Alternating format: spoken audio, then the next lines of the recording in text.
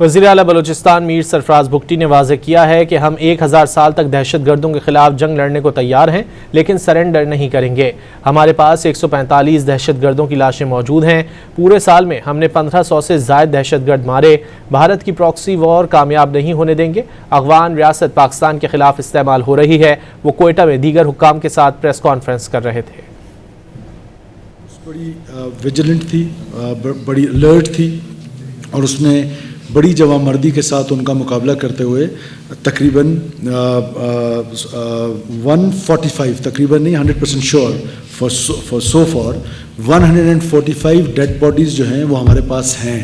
We manage to کل 145 terrorist in 40 hours. This is the highest number since Pakistan is facing this war on terror. یہ بلوچیت کا نعرہ لگاتے ہیں، اس لیے میں ہمیشہ کہتا ہوں کہ کوئی ان کی قومیت نہیں ہے، کوئی یہ قوم کی جنگ نہیں ہے، یہ صرف دہشت کی جنگ ہے۔ ہندوستان کی اما پہ اس طرح کے واقعات کر کے پاکستان کو ڈیسٹیبلائز کرنے کی کوشش کرتے ہیں۔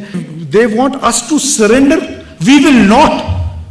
ہم 1000 سال تک یہ جنگ لڑیں گے۔ This country is ours. This is our motherland. We'll fight for it.